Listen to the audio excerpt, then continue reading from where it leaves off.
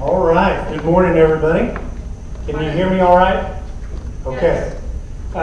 Since we have a relatively small crowd and I'm a pretty good distance away from anybody, I'm going to go ahead and take this face shield off while we do the presentation. But first, let me say thank you for coming out this morning and joining us as we talk through our fall reentry plan.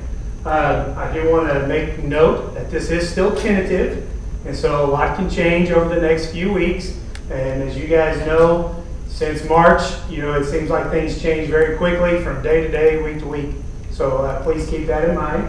Our board will meet a week from this evening to review the plan and make final determinations for August 24th.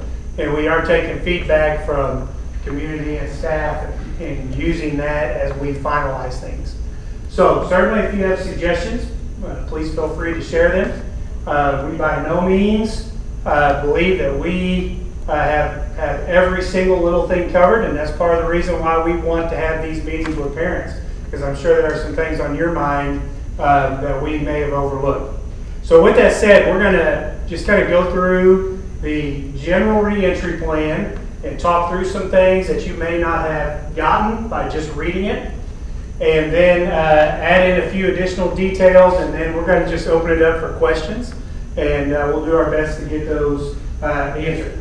All right, so that's just a general introduction. And one thing I want to say, as we developed our reentry plan, we centered everything around the idea of parent choice. We recognize, as it relates to COVID-19, there are many varying opinions across our district, across our state, across our country. And we don't believe that we as a district should dictate a single approach, all right? But rather try to be flexible and meet each family where they're at and provide them the opportunity to choose what is best for them and their kids. So that's what our plan is based around. Obviously, we can't do every option that's out there, so we've tried to really focus on the options that were doable and that would meet the bulk of our need. And that said, we've left the door open for if these options don't meet a family's need, come talk to us. Come talk to us about what will meet your need, and we'll see what we can do. We can't promise anything, but we'll see what we can do, okay? So the reentry plan is focused, there's two major components. One is the learning options that are available, and two are the safety protocols that would be in place depending on where we're at with COVID-19 in our community. All right, so we're going to start off talking about the learning options, and there are basically three that we have. The first one is the traditional 5 days a week in-person classes. We did a survey a few weeks back, and according to that survey, 80% of parents indicated that this would be their preference. Okay? We just last week had our sign-up windows for choosing your learning option, and as of last night, we had around 90% of people that have responded, and that has held true almost exactly. 80% of respondees have chosen the in-person, the other 20% have chosen one of the other options. Okay? That is really a good thing, because number one, it allows families, families that prefer that option to have it, and then it allows us to reduce our numbers on site for those coming in person. So it's kind of a win-win in our opinion.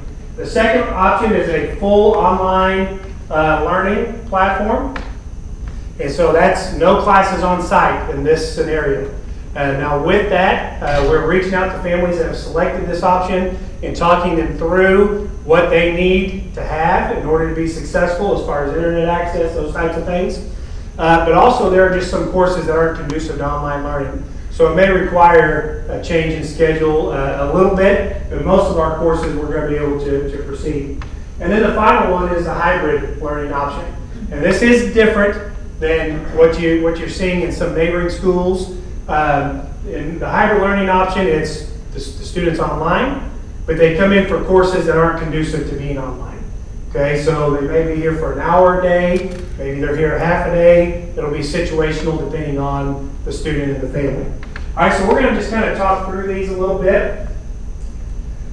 The window was last week, but I want to make sure everybody knows that's not like a hard and fast Like if you chose something this past week and then you decide that's not right for your family, you can change your mind, okay? So we fully expect after we meet with families on the virtual that some will do that and some have done that. And that's fine. We're not gonna say, nope, you already chose. All right, we're gonna work with those families. We also, for families choosing in person, we understand that there's going to be families that choose that, but maybe a couple weeks in, they're thinking maybe I should have kept my kid home. Circumstances have changed, whatever the situation is. So we will have a window in September where families can go from in-person to virtual. That will cut off the end of September, and the reason for that is because for elementary K through 6, the way our platform is designed, the student will have to start at the beginning, even if they wait until the end of September. So if you wait too long, it's going to be hard to get to where they need to be. And then for grades 7 through 12, it might involve switching the course if they go for full virtual. I can't talk there. Full virtual. All right, so again, if they're switching a course 5 weeks in, they're going to play catch up. So we do feel like we need to have a hard deadline of this is the last time you can switch to virtual. However, the opposite does not apply. If someone starts the year virtual, they will be committing to a full semester. And the reason being is because we're planning staffing around that. So right now, based on our survey, we know we're going to have to hire an additional teacher or two for the elementary grades for virtual. So we're going to make those hires, and we're going to make sure that we don't have one person that's just completely overwhelmed, because we want to provide an optimal learning environment to the best of our abilities. So in-person learning. So these are just some key points. I want you to know that our full plan is on our website. So if you haven't went in and looked at the full plan, it gives some additional descriptions.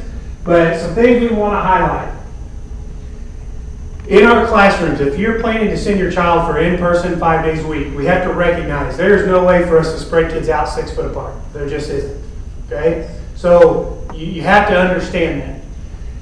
Now, based on all the information we've received from the health department and other health entities, what we've been told is if you can successfully space kids out 6 foot apart, then you don't need to worry about face coverings and those types of things. However, those health entities recognize that in the school setting that's probably not possible. So that's where they come in and said, make sure you try to have a minimum of 3 feet. Because based on the information they know, 3 feet has shown to significantly reduce the chance of spread. Not as good as 6 feet, but still pretty good. So that's the minimum target. And when appropriate, if you can't space them 6 foot apart, consider wearing face coverings. So that's the direction we've been given by the health entities. So we're targeting a minimum of 3 foot in our classrooms. We do have some classrooms where you just can't space kids out 3 foot. So whether it's computer labs that are fixed, or maybe it's a classroom that has tables, so kids are sitting right across from each other. So what we've done is we've purchased this type of barrier. I'm going to pick it up. So this is a desktop barrier that you can just put between kids that still allows them to see each other and work, but have an extra layer of protection. We purchased 2,500 of these. Okay, so we feel like we're going to be able to meet the need across our district pretty well. They're supposed to be in the week after next. If you've ordered anything online, you know that can make you a little bit nervous because things do get pushed back, but we have had pretty good luck thus far on getting things in like we're supposed to. So we have those as that added layer of protection. For staff, the expectation, and we'll talk about the levels here in a minute, but no matter what level we're in as far as color status, if a staff member is within 6 foot of students, we're expecting them to wear a face covering. Again, going back to everything that we've learned up to this point, and I want to make sure that you all understand that since really about the middle of April, we have been meeting weekly with the health department and other local health professionals. And I also meet with a group out of St. Louis. So 2 meetings a week where we're talking nothing but this right here, okay? And those health professionals are giving their advice and recommendations. With that said, the one thing that we've learned is it is far more likely that adults will give the virus to kids than it is that kids will give it to adults. And so with that, that's one of the main reasons we're saying if we're going to be within 6 foot, we're going to be having face coverings on. Because we want to try to do the best we can to limit the chance of us passing that to our kids. We've installed hand sanitizer in all classrooms and all buses. And so we're going to be teaching our kids as they enter the classroom to use hand sanitizer. And then same thing when they board buses. We're going to be asking all visitors to wear face coverings when they come on campus. For lunch and recess, we're cutting our numbers down that are at lunch and recess at the same time. At the elementary levels, having some assigned seating at lunches. And again, just trying to have record of possible interactions if we do have a positive case. We will not have kids drinking out of the water fountain. However, it is important to note that the CDC has not offered any guidance on water fountains. Might be a little shocking, but they have not told schools to don't use water fountains. What they have said is avoid having students congregate at them. So that's really the limited guidance. But we are in the process of installing bottle fillers in every building. We'll have at least 2 in every building. And we're going to be recommending that kids bring bottles with them, and we'll allow them to fill it up and keep it in the classroom. For those that don't have bottles, we'll have cups where they can fill up cups with water. We've been doing for several months now additional cleaning and disinfecting, which is something we do anyhow, but we've kind of ramped that up and just done more of that. Even during the day, each classroom during summer school has a bottle of disinfectant that teachers can use as needed throughout the day. And we'll continue that through the school year. We will provide a face covering for all students grades 5 through 12. It's a gator style, so I'm going to hold this up. So this is the gator style. So it kind of goes around your neck, and then you pull it up as needed. And the reason we went with this is you guys know as well as we do that kids will drop them, lay down, forget them. So if it's around their neck, we're hoping they're less likely to misplace it. And so every 5th through 12th grader will be provided one of these. Personally, of the face coverings that go against your face, I think these are the easiest to breathe out of and probably the most comfortable, but that's me personally. Okay, it will have school logos on it. It's not exactly like this one, but it's similar. Those are supposed to be in the next day or 2. So we'll be giving all those. For grades pre-K through 4, we are not requiring face coverings. And the reason is, if you've stayed up much with it, is there's actually some concern that requiring that age group to wear a face covering might be less hygienic than any possible protection they may get from the face covering. Now, I do think if the child's with you and you're going to the store or something, that's a whole different scenario than the child coming to school all day long. They're going to be messing with it, touching it, adjusting it. We had one elementary student drop one in the toilet during summer school, things like that. So, passing them, sharing them. So there's some concerns there. However, here is what we have done. You saw me earlier wearing the face shield. Okay. So we purchased child-sized face shields, and every pre-K through 4 classroom will have a set of face shields with each child's name on it. So each child will have their own face shield. Okay. And this will be used when they're doing group activities in close proximity and just essentially at the teacher's discretion. All right. It also, as a parent, it may be something where you may want to request from your child's teacher that they wear it more frequently. So that's a conversation you can have with your child's teacher. Has anyone tried the face shields?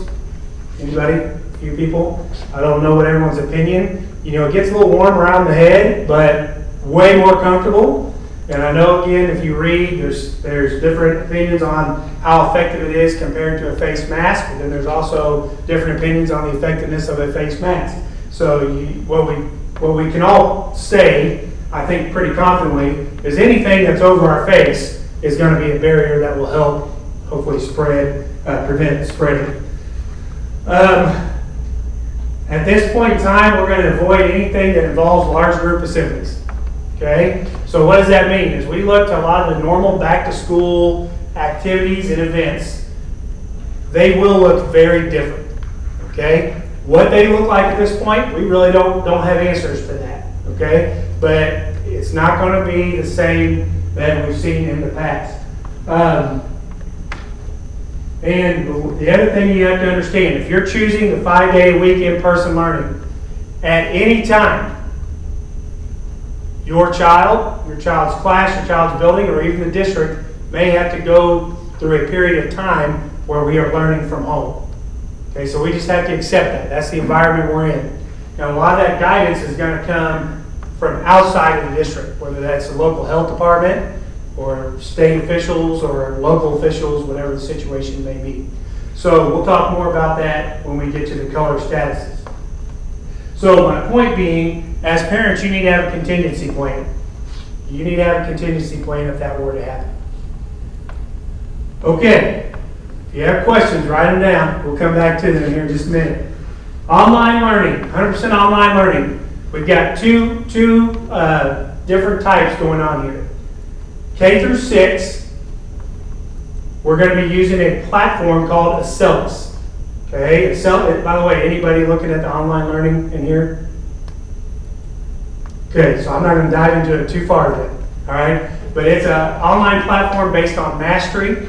It can be tailored based on where the student is at. So if the student needs some remediation, we can do that. If they are able to advance more quickly, we can do that. Okay. Once they show mastery, they're able to then move on to the next lessons and so on. We have hired one teacher. We will be hiring at least one more, if not two, to work with these students and these families. We will provide some, what we call some normalcy, the best that we can, through this process where kids can zoom in, chat with other kids, things like that. One of the nice things about this approach is it can be done at the flexibility of the parent. All right, so the kids don't have to do their work during normal school hours. So they can do it at night, they can do it on the weekends. There are weekly checkpoints. So as long as the student is meeting those weekly checkpoints and they're on track, then we're in good shape. So that's the target. So again, the parent who says, I need to keep my child home, but I still have to work, this allows them to work with their child in the evenings and on the weekends. Okay? For 7 through 12, as you know, we're one-to-one where we give students a device. So for 7 through 12, we're actually going to have those students join the classroom remotely. Anyone ever take distance learning classes in college? Anybody? I did a few. Okay. So same concept. Okay. So they're just joining their class from home. So they keep their normal schedule. As long as their classes are doable online, they don't have to change their schedule. But they do have to get up at normal time and zoom into the classroom. The teacher will let them in, and if they don't, they're counted absent, just like if they don't show up for school. Okay? And then once the instruction is complete, the student will be able to then work on their independent work at that point in time. So that's kind of what that'll look like. The big thing for both of these is internet access is necessary. We provide a device 7 through 12, so if you're K through 6, you need to have a device at home. And we recognize that there are some extenuating circumstances where a device may not be available or connectivity may not be available. So while we can't guarantee that we will meet that need, if a person comes and talks to us, we'll do everything we can to help meet that need. Okay? So that's the 100% virtual, things like school pictures and different events, holiday events, things like that. We'll have processes in place to involve those students to the best of our ability. All right, and then the final one, hybrid. Again, very, very similar to the online, except students will come on campus for a limited amount of courses. At the K through 6 level, that's primarily going to be special education services, because at that age, it is pretty hard to deliver those virtually. And then things like band and Odyssey, which is our gifted program. At the 7 through 12 level, it could be a variety of courses. It really just depends on what it is they're taking. And so we'll work that out with the parents, and whatever their comfort level is of them being on campus, we'll make it happen. I can tell you that this is a relatively small percentage of our selection at this point. Okay. And then finally, short-term distance learning. So this is if we find ourselves in a situation like we did in March where we have to close. And so in that scenario, what you're going to find is it's going to be a lot like what we did in March, except we plan to have a larger virtual presence. So more Zoom instruction where kids can join in, those types of things. However, we have to recognize that in our district there is quite a disparity in connectivity. And even people who desire it, but they just don't have reliable connectivity. So for those families, it will be more of a paper packet type scenario, or we'll have the wireless access point set up just like we did last spring, where you can go to our campuses, join our network, and the student can complete their work. The other big difference is everything will continue graded as normal. Okay, so students will complete assignments, turn them in, and they'll be graded just as if we were in session. We do not foresee a situation where we'll be closed for a whole quarter like what we saw last year. It probably will be a 2-week period of time, maybe 3 or 4 at the most. So this is really just to get us through that period until we can return back to normal. Okay. One thing that we're doing is we're asking all of our teachers to have their lessons weekly in our student management system. And at the 7 through 12 level, that's Canvas. And then Dr. Swearjohn at the elementary level is in Google Classroom at the elementary level. And so that way, every Friday, we're putting everything in for the following week. That way, if something comes up where we have to close, it's all there and we're ready to go. Okay? Okay, color-coded status levels. So what is this? This is basically our plans based on where we are at with COVID-19 at the time. Now, one of the things that I'm probably sure some of you noticed, and we're not overly happy with either, but I'll explain it here in a minute, is on these descriptions. So like on green, it says community spread is low or non-existent. Yellow, it's heightened. Orange, significant. Red, severe. Well, what do those things mean? Okay, well, the answer is there is no data descriptor for that. It's something that we've worked with both local health departments, even state and national health organizations, and they just haven't developed it. So it really is a localized decision in collaboration with your local health department. Okay? So I wish I had a better answer. I don't. I can tell you that as school superintendents, we are pushing our local health departments to come up with metrics that we could use. All right, but right now, we just don't have it. All right? So with that said, in green status, this is basically where spread is pretty low and minimal, and we're getting back to some level of normalcy. And in that full district plan, there are more details. But the two big things here is if we're in green, teachers are not required to wear a face covering unless they're within 6 feet of students. And students in grades 5 through 12 are encouraged to wear face coverings, but not required. All right? Yellow status, spread is heightened. So we need to be a little more cautious. And quite frankly, this is where we think we're at right now. Okay? So in this scenario, all staff and students in grades 5 through 12 will be required to wear face coverings. There are some exceptions to that rule of times when they don't have to have it on. And again, that's in the full plan. Some examples would be when eating, typically when outside for whatever the situation is.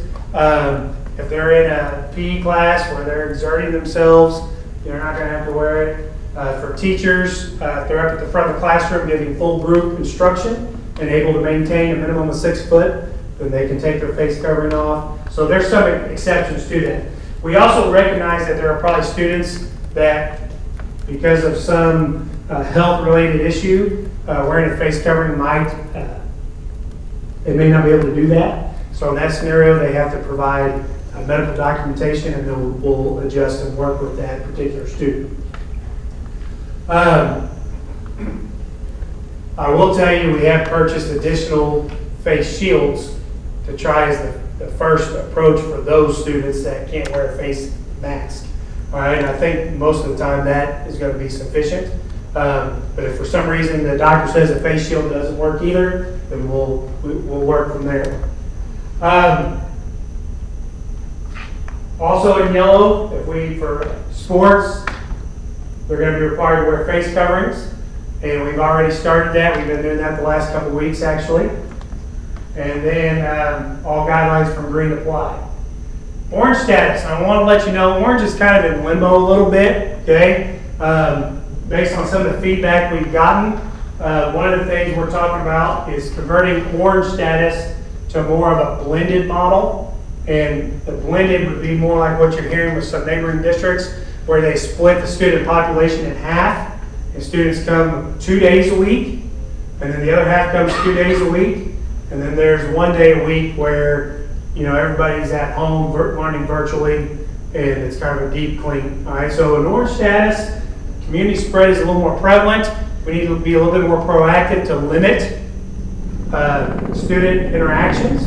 You cohort them, so to speak. And cohorting is a whole lot easier at the elementary because that's pretty much what they do. Same group of kids that are with each other all day long. So that's pretty easy. But once you get to 5th grade and up, it becomes a lot more challenging.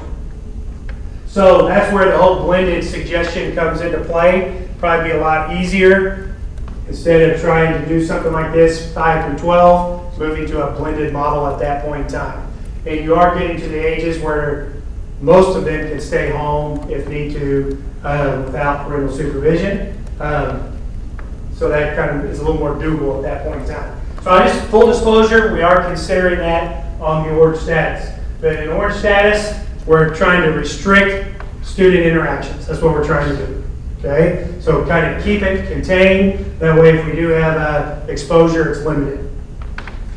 And then red status, that's where we're having to close. All right, so let me kind of talk through these a little bit. Yellow is where we anticipate starting the school year. Okay, unless things drastically improve over the next couple weeks, we fully anticipate this is where we will start, which means 5th through 12th grade students will be required to wear a face covering at school and on the buses. Don't let me forget to come back to buses, okay? Again, with some exceptions in there. One of the things that we've challenged our 5th through 12th grade administrators with is working with teachers to have kind of a mask-free zone in each classroom.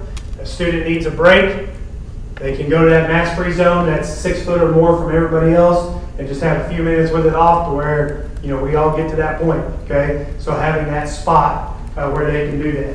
So we're working on that and trying to be reasonable the best that we can. So we expect to start in yellow. We hope to get to green at some point during the school year, but when that is, I think it's anybody's best guess at this point in time. Orange, we really see orange as a temporary, truly a temporary situation. That'll probably be limited to 2 to 4 weeks.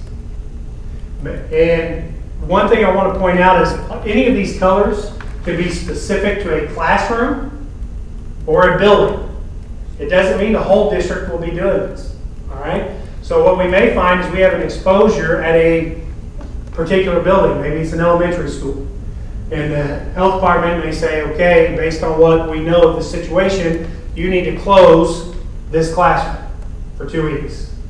Or, you know what, we just need to close the building for a week or 2 weeks, whatever the situation is. So we may say, hey, Zitzman Elementary will be in red status for the next 2 weeks.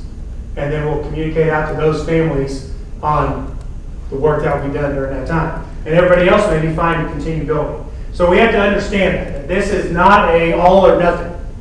All right? So our goal will be to limit it to the population that it needs to be limited to. Orange is kind of the same thing. It could be based on building, grade level even. So maybe within a grade level, we find there's an exposure, and health department's working through the details. So in the meantime, we say, okay, first grade classes at Truman Elementary are going to be in orange status until the health department is able to work through the details. Okay? So keep that in mind. Anytime we have a change in status, we'll communicate with parents that are impacted by that.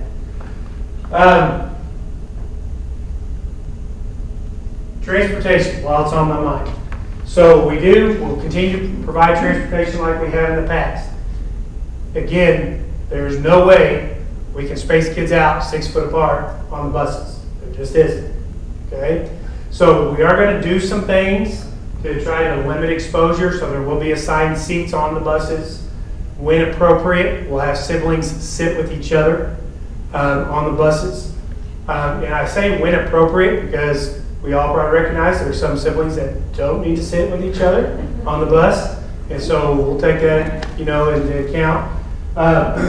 They'll be using sanitizer when they load. They're going to be wearing the face coverings, 5 through 12 on the bus. So those are the things we're doing to be proactive. And then we're encouraging parents, if you are able to bring your child, please consider doing that. And that will help us with congestion on the buses. Okay? Also, our bus drivers will be using a face covering when students load and unload.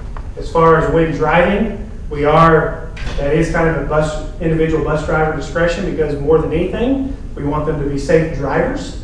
And we don't want a shield to cause a glare or a face mask to cause fogging on someone's glasses or whatever the situation is. So most of our drivers who are able to wear a face covering while driving are doing that. And then there are others who are not, but keep in mind they're typically at least 4 to 5 feet away from any students while driving and facing forward. So we feel like that's pretty safe. All right. I think I covered most of that. One of the things as we transition back, having been off since middle of March, we are increasing our focus on mental and emotional health.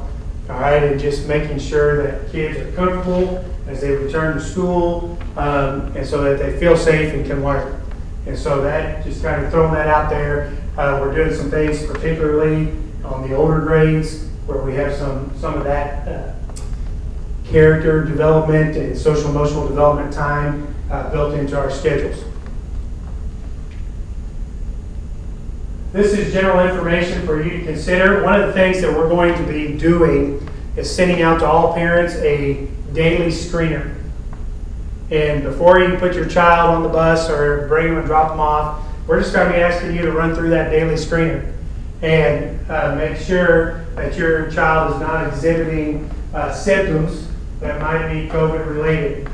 Now, I know we all look at this and say, well, man, that encompasses every sickness that you can think of, right? And while that's true, okay, as you dive into that, it's not just a cough. It's actually described as a persistent cough, okay? It's not just a fever. It's a fever over 100. I think 100.4 is what the CDC says. We're saying 100 if it's over 100, okay?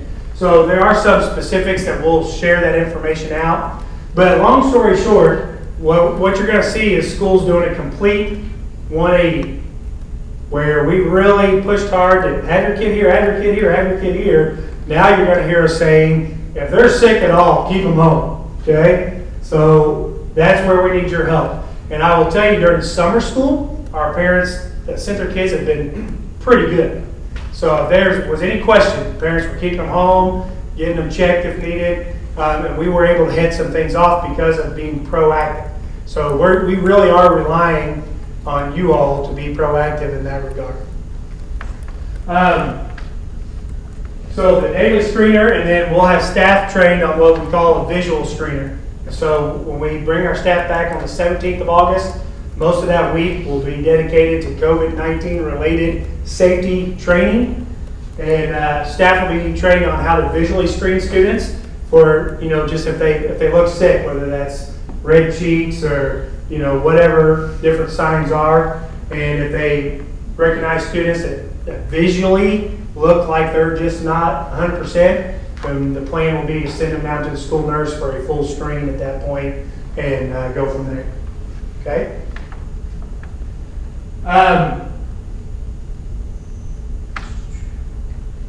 So as far as staff, same thing. We're going to be asking staff to stay home, don't come to work sick. And they will have a daily screener also that they're required to do before reporting.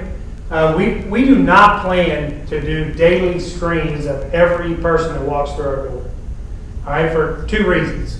Number one, it just really isn't feasible when you look at the number of kids that we serve. Okay, but number two, the health department has said that while some symptoms could indicate that someone is positive for COVID-19, the reality is the vast majority of people are asymptomatic.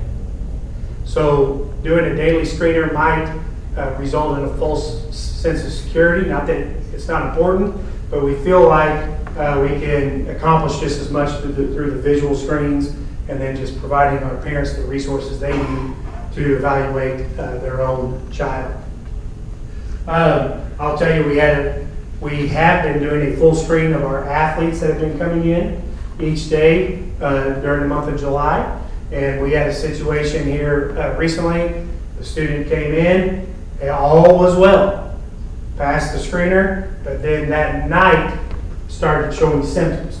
Well, the way it works is the health department goes back 48 hours from the onset of symptoms.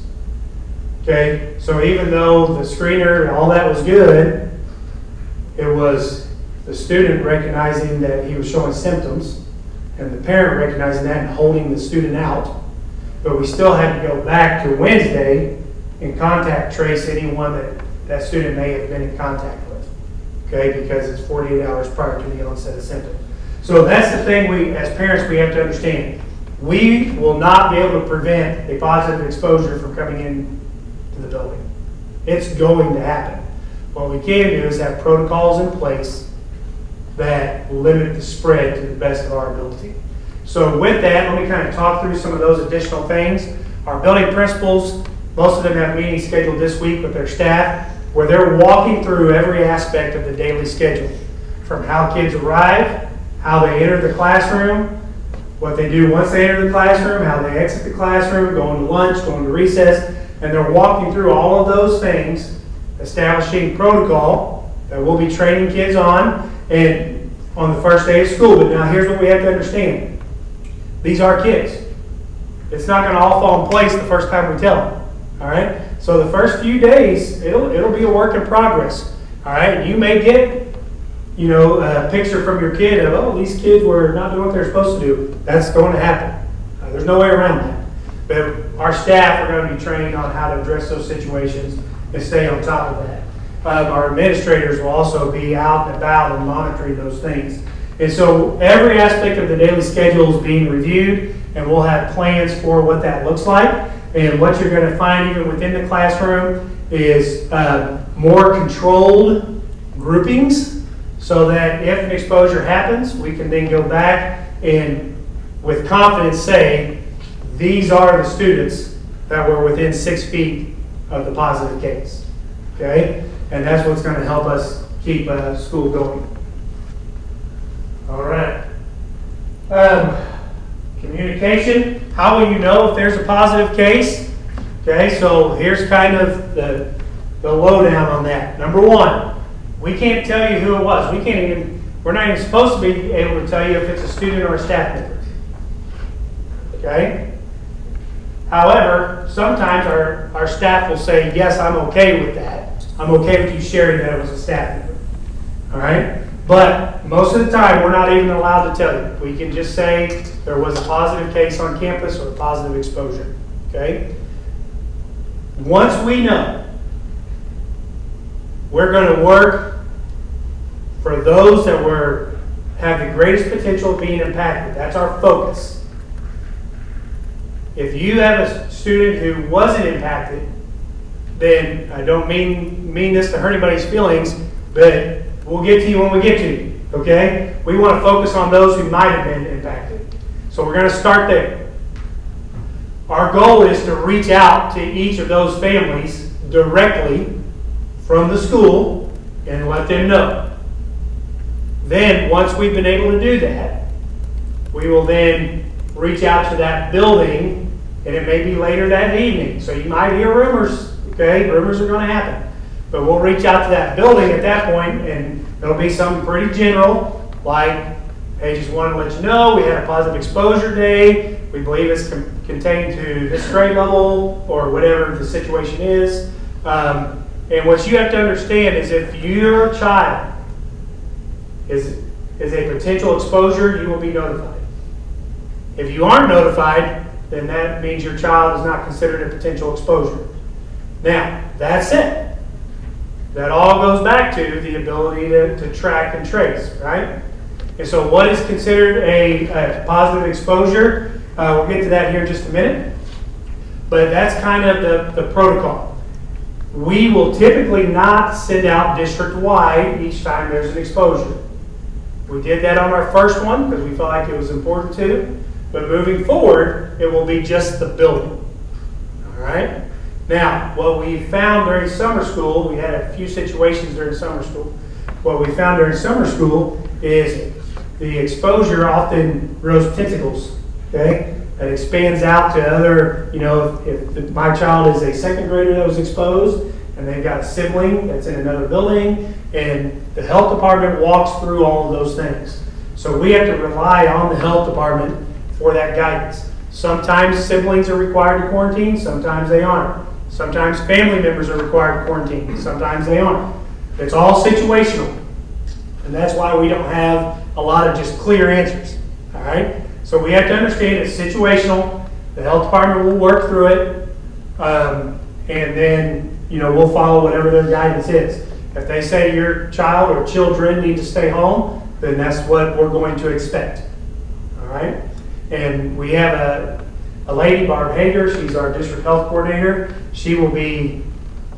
Her whole job this year will be dedicated to COVID-19. We've hired a nurse to fill her role, and she's just going to monitor this process the whole year. And so she keeps track of every person who's been tested, when they can return, if they've been symptomatic, the whole works. She's keeping track of all that, okay? Talks to the health department. And really what we found is we tend to know sooner than the health department because parents tend to contact us and let us know, or staff members. So please keep that up. That's really important. And then often we're notifying the health department, and then they're expediting things because they know it's in a school setting and can impact a lot of people. So that communication is key. But know that, if we could provide you details, we would, but we're prohibited from that due to HIPAA laws.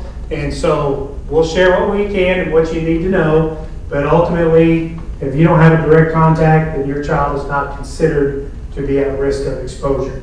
Okay? Athletics, so just some things that we're doing there. Where is athletics right now? That's a good question. Okay? Right now they're still planning on being played, but again, a lot could change. Our conference is meeting Monday to talk through some things. I would say if we do proceed with sports this fall, it'll probably be with a limited amount of spectators in the stands. So just kind of prep you for that right now. It could even be no spectators. We don't know. All right? But we'll share that once we know. All right? Okay. Online learning, we already talked about that. So that was supposed to be last week, but I believe that is still open. Is that correct, Dr. Schwartz? Okay, that if you didn't fill it out, it is still open. You can go on there and fill out that information. All right, and also some people have asked, well, who are we listening to? So basically, we're starting with our local health department, and then if there's something they don't have guidance on, we're expanding out to St. Louis County, because part of our district does go into St. Louis County, and then up the ladder from there to Missouri Department of Health and Senior Services and DESE, work collaboratively, and then to the CDC. All right, so that's kind of the direction that we go. All right, Dr. Schwartz, would you care to bring up that exposure chart? It's under the. Yep. All right. So this is the guidance we have right now. Now, you all may have seen on July 23rd, the CDC released some updated guidance for schools. And then also, I believe it was last Friday, I want to say last Friday, they, or not this past Friday, Friday before, they released some additional guidance on quarantining and stuff like that. Franklin County just pushed out on their Facebook page last night some changes to the quarantining guidelines based on the new CDC guidelines. So I say all of that to say this. We know this guidance is changing, all right, and that's to be expected as they learn more about the COVID-19 virus. But in general, this has stayed pretty consistent. An active case would be someone who has the virus. They tested positive. All right, so this person, if it's your child, if it's a staff member, this person is going to be required to quarantine at home. And for the most part, it's 14 days, but it can be reduced to 10 days now, based on some circumstances. And I'm not familiar with that enough to speak to it yet since it was just released last night. But that person wants to quarantine until the health department says they're good to return. All right? We are not making that decision. I'm going to be very clear on that. The health department is making that decision. Whenever they say the child can return or the staff member can return, that's when they can return. Once someone is identified to be positive, the next step is to identify those who have been within 6 feet of the person for 15 or more minutes. Now that's the key. This is what we're going to be preaching to our staff members. All right? Is when do you have to quarantine? When you've been closer than 6 foot to a positive person for 15 or more minutes. So how can you prevent being quarantined? Keep 6 foot distance if you can. It's pretty simple. Okay? And so what you're seeing, the big spikes right now, it's a lot of times, not always, but a lot of times it's people who just aren't heeding that 6 foot. And a lot of times they're getting it from family members. They feel comfortable in the family situation. They're not keeping that 6 foot distance. And that doesn't mean you can't go give, your aunt or uncle or grandma or grandpa a hug. That's not what we're saying. But it's that close proximity for an extended period of time. Right? So this person would have to quarantine. Then the next level is called a close contact. This is the person who was within 6 foot for 15 or more minutes. So when the health department does their contact tracing, if your child's name comes up as someone who was within 6 foot for 15 or more minutes, then they're going to have to quarantine. And it may be recommended to test. All right? Again, we believe more often than not the child is in danger of being exposed to the staff member. That's why we're training our staff members on what they can do to keep that distance so that hopefully the child doesn't have to quarantine. Okay, so that person would have to quarantine. Then you have what's called contact, we're missing the word here, but contact to close contact exposure. All right, so if I've been around this person, I have to quarantine. If I've been around this person, I don't have to quarantine. Okay? Now that's where a lot of misinformation is out there. So just because you've been around someone who's been around someone doesn't mean you need to go quarantine or get tested. But what the health department does say is monitor yourself for symptoms. If you start showing symptoms, self-quarantine until you can get tested. Okay? So, an example in the school setting. Miss Jenna over here, Dr. Sladek at Truman, she was the fortunate administrator that got to deal with our first positive exposure. Okay? So, she has, let's say, a staff member that tested positive, and there are students that were considered close contacts. They would have to quarantine. But then other students in the building that just interacted with those students by passing in the hallway or whatever would be considered contact to close contact exposure. So the other grade levels, other adults would not have to quarantine. Okay? And then finally, tertiary exposure This is Walmart, guys. When you go through Walmart, you're passing people that have it. We just need to understand that, right? So, but that just quick exposure where it's not extended does not require quarantine. All right, so keep that in mind. So the only time we're quarantining, if you have it, or if you've been in direct contact with someone that has it for 15 or more minutes, closer than 6 foot. Okay? All right, so with that said, I've covered a lot. And so now we're just going to open it up.